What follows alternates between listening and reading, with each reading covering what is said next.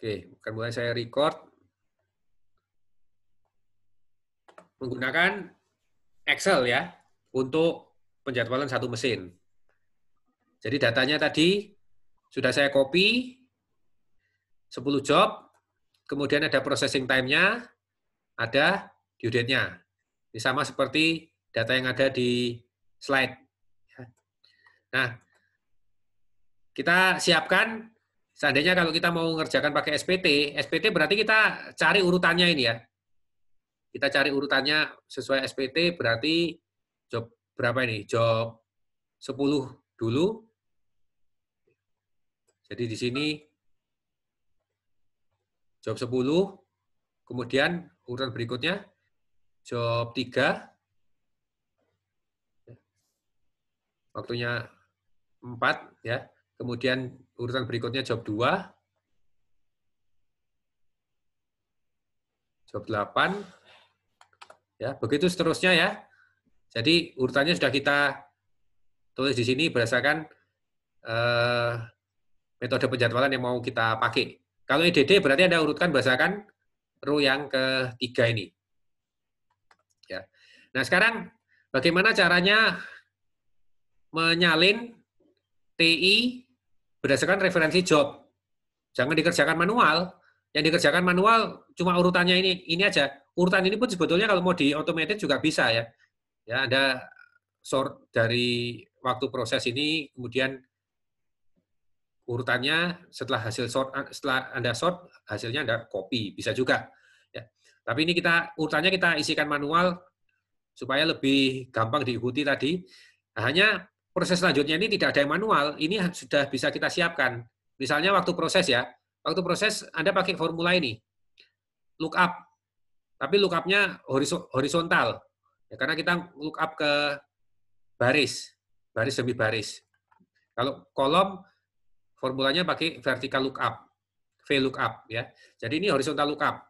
Yang di lookup apa? Yang di lookup formula lookup ini minta sel referensi dulu. Jadi B6 di sini. Jadi lookup angka 10 pada sel B1 sampai K3. Jadi sel ini semua, B1 sampai K3 ini. Kemudian yang angka yang paling belakang ini adalah indeks row index number. Jadi maksudnya gini. Jadi dengan kita inputkan 10 di sini, kita bisa minta Excel untuk melihat dari tabel yang di atas, cari baris referensinya selalu baris yang pertama ya. Cari baris pertama di sini, angka 10-nya. Angka yang sesuai dengan B6. Ya. Angka yang sesuai dengan B6. Jadi angka yang sesuai dengan ini. Cari angka yang sesuai dengan B6 pada garis pertama ini. Kemudian lihat pada seluruh tabel ini, ya. Lihat pada B1 sampai K3, ambil baris kedua, ya. Jadi nanti kalau Anda mau nuliskan due date-nya, ini kita isi dengan 3. Ya. Yang lain-lainnya sama, tapi kita isi dengan 3 kalau Anda mau lihat due date-nya. Karena due date itu adalah row ketiga dari kolom dari sel ini, range sel yang ini. Ya, jadi 2 ini maksudnya row kedua. Jadi dari referensinya 10, angka 10, kemudian lihat baris kedua. Ya, jadi ini kalau kita lihat hasilnya ini. Ya. Jadi yang lain-lain tinggal Anda kopikan. Ya, tinggal Anda kopikan. Jadi formulanya sudah disiapkan ya.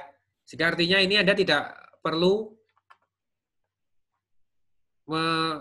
ngopi secara manual. Kalau manual ya rawan salah ya. Jadi Anda bisa aja sih ngopi, oh 10 ini 2, ini 3, ini 4, ini job 2, ini 5, ini job 8, ini 6. Anda copy manual gitu ya bisa, tapi nanti rawan salah ya.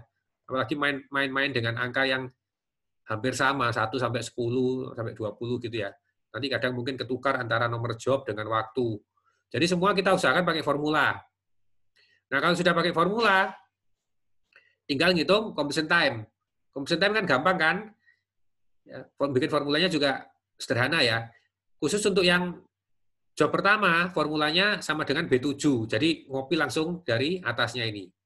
Nah, sedangkan yang di sini, sebelahnya, punyanya job urutan kedua, yaitu job 3, completion time sebelumnya ditambah dengan waktu prosesnya. 2 tambah 4, jadi di sini 6. Di sini 6 tambah 5, jadi 11. Ya, 11 tambah 6 jadi 17. Copy formula dari sel yang di C8 ini ke belakang ya. Jangan ngopi yang sini ya. Karena yang ini kan formulanya beda dengan yang sebelahnya ini. Yang ini kan tinggal lihat atasnya. Tapi yang ini ditambah dengan waktu proses. Nah, yang lain-lainnya sama. Jadi Anda copy. Oke, completion time dapat. Due date, tadi sudah sempat saya singgung. Formulanya mirip seperti ini. lookup. Cuma bedanya sekarang yang saya mau copy adalah row ke-3 dari sel yang di lookup. Ya, jadi kalau kita lihat persamaannya, nah ini, Anda perhatikan bedanya di indeks yang terakhir ini ya. Jadi kalau TI 2, kalau DI 3. Ya. TI 2, DI 3. Jadi Anda tuliskan formula itu di sini, sehingga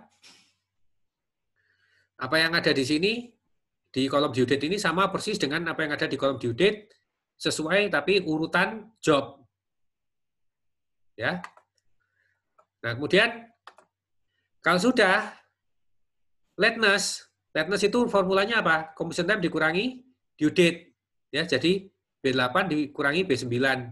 B8 kurangi 9. C8 kurangi C9. Jadi B8 kurangi B9 ya. Minus berarti artinya selesai lebih cepat kan? Minus selesai lebih cepat.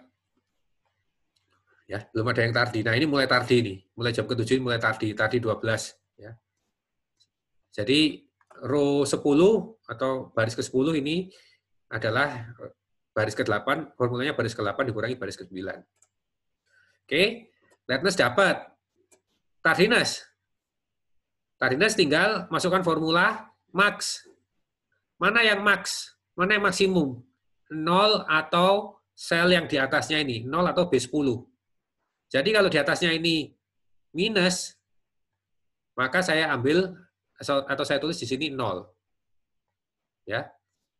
Tapi kalau di atasnya ini positif, ya seperti ini di atasnya positif, maka saya ambil F10-nya. Jadi pokoknya kalau minus saya tulis 0, kalau positif saya tulis apa yang ada di sel itu. Ya, jadi formula max. Ya, jadi di sini sudah dapat semua, sisanya tinggal main average saja ya.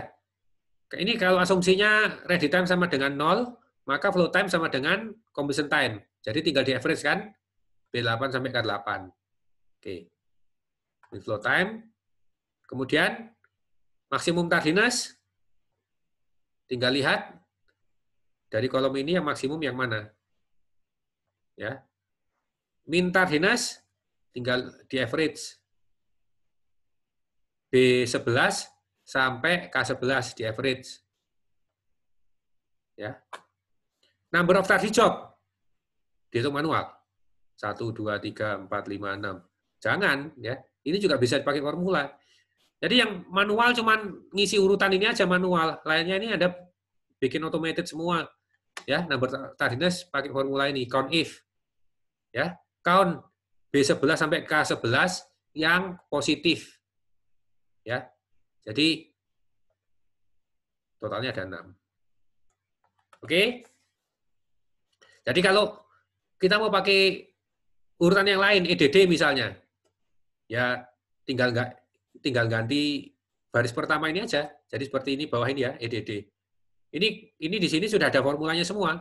Jadi Anda lihat nanti di sini ada formula, di sini ada formula lookup, di sini ada formula, di sini ada formula ya, di sini juga ada formula. Semua ada formula. Tinggal I-nya ini aja yang Anda input manual. Jadi kalau EDD urutannya berarti berdasarkan due date. Due date yang paling cepat itu job 10 ya, due date-nya 10, 10, 7, 3, 1 ya. Jadi ini ya 10, 7, 3, 1 dan seterusnya. Begitu sudah ada input, maka Anda formula yang tadi Anda copy, Anda bisa dapatkan. Begitu juga dengan ya, kalau yang kinerjanya kriteria performance ini sama juga formulanya ya. Jadi bisa kita bandingkan langsung SPT dengan EDD, hasilnya seperti apa? Yang pasti kalau min flow time SPT tidak mungkin kalah ya. SPT tidak mungkin kalah dengan aturan apapun dalam hal min flow time. Dia pasti lebih pendek. Sebaliknya EDD yang tidak mungkin kalah itu apa? Maksimum tardiness ya. Jadi 39 di sini ini adalah optimal dibandingkan dengan SPT. SPT pasti kalah. Number of tardy job Hodgson. Jadi kalau SPT 6, EDD 7, nanti kita coba pakai Hodgson. Nah, yang terakhir min tardiness ini Wilkerson Irwin. Ya. Oke, nah sekarang kalau kita mau pakai Hodgson ya. Ini formulanya sudah siap ya, sudah ada semua. Iterasi 0 dulu. Jadi iterasi 0 dari Hodgson ini kan sama dengan EDD. Ya. Urutan berdasarkan EDD. Terus bunyinya langkah ke-1-nya Hodgson apa? Lihat tardiness. Ya. Kalau tidak ada job yang tardi atau ada hanya satu, maka itu sudah optimal. Jadi kalau diterapkan Hodgson ada satu job yang terlambat atau bahkan 0, maka itu optimal. Kita tidak bisa membuat satu job yang tardi itu menjadi 0 yang tardi kalau satu job yang tardi itu ditemukan dengan EDD. Ya, bunyinya Hodgson algoritma langkah ke-1 itu seperti itu. Jadi kalau ada satu atau 0 atau ada 0 atau 1 job yang tardi, maka stop. Jadwal itu sudah optimal. Jadwal EDD itu sudah optimal untuk Hodgson. Ya. Nah, tapi kalau kita lihat di sini number of tardinya kan banyak. Ada 7 nih. Jadi jadwal ini belum optimal. Ya. Nah, kalau belum optimal, kita ke langkah kedua. Langkah kedua bunyinya apa, Hodgson? Cari job yang pertama kali tardi. Ya. Jadi job 10 tidak tardi. Lebih cepat 8 satuan waktu. Job 7 lebih cepat 3 satuan waktu. Job 3 lebih cepat. Job 1 tardi. Inilah job yang pertama kali tardi dari job-job yang lain. Ya, yang belakang mau ada yang tardi, mau ada yang tidak tardi, nggak tahu. Tapi kita nggak peduli. Tapi kita hanya perlu cari job yang pertama kali tardi. Ya. Terus kemudian apa? Lihat posisinya, ini posisi keempat. Lihat 4 job yang pertama ini. Jadi job 10, 7, 3, 1. Cari yang waktu prosesnya paling panjang, kemudian buang job itu ke belakang.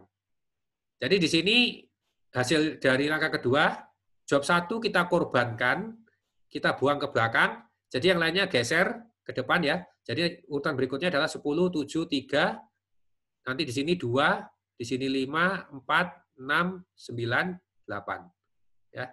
Jadi di iterasi 1, job 1 kita buang, kemudian job 2, 5, 4, 6, 9, 8 ini kita geser, ya kan?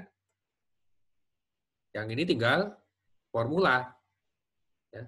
Formulanya sama persis seperti yang di atas.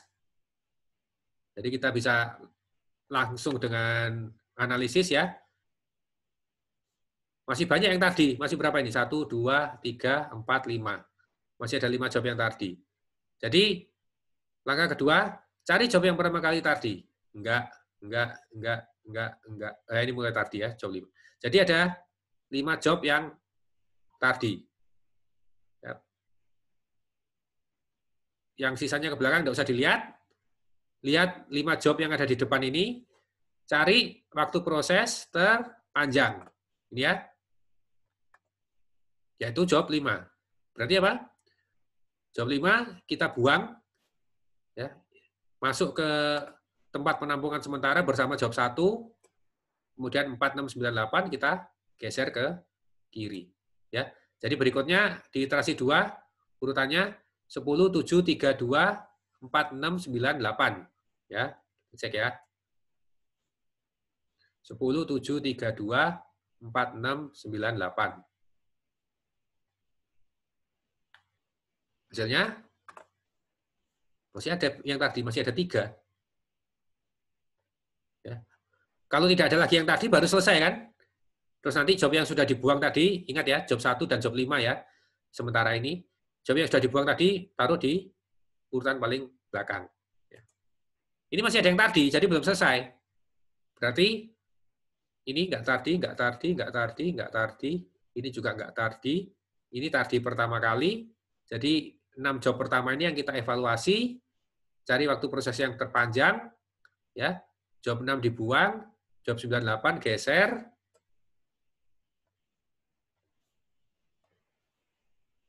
Ya, job 6 dibuang.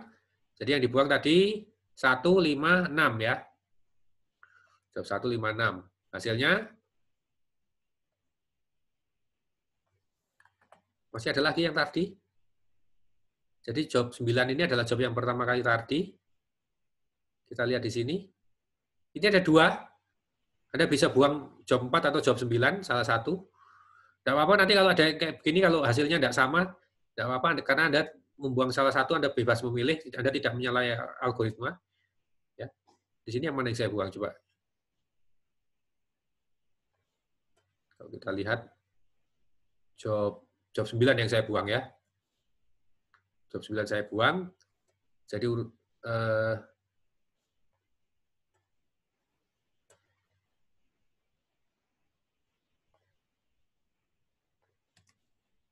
job 9 saya buang, jadi ini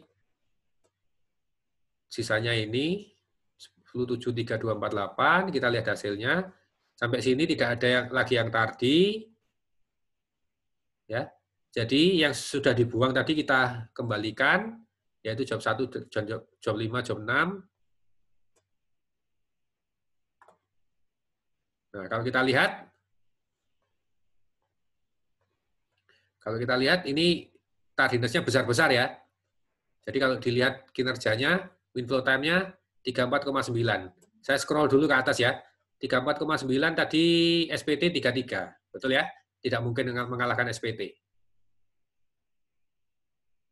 Kemudian maksimum tardiness-nya 44. Sudah pasti tidak lebih baik dari maksimum tardiness-nya EDD 39. Tapi number of tardy job-nya paling sedikit. 43 ini ya.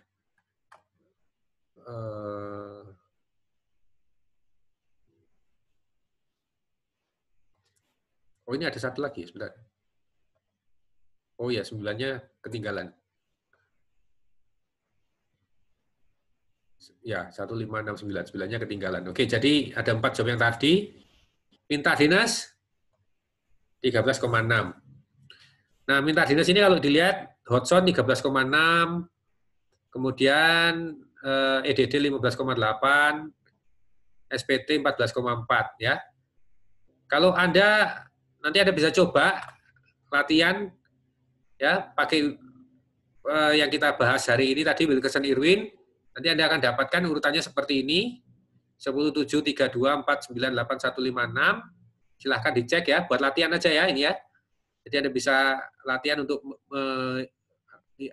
konfirmasi bahwa Anda sudah paham metode yang Anda pelajari hari ini. Kita lihat hasilnya. Inflow time-nya berapa ini? 34,2. Tardiness maksimumnya sama seperti Hotson. Number of tardy job-nya lebih banyak sedikit, tapi tardiness-nya, nah Anda lihat nih. Ya. Ini kalau sudah pakai formula berarti kan saya nggak mungkin salah hitung. Saya cuma ngitung average.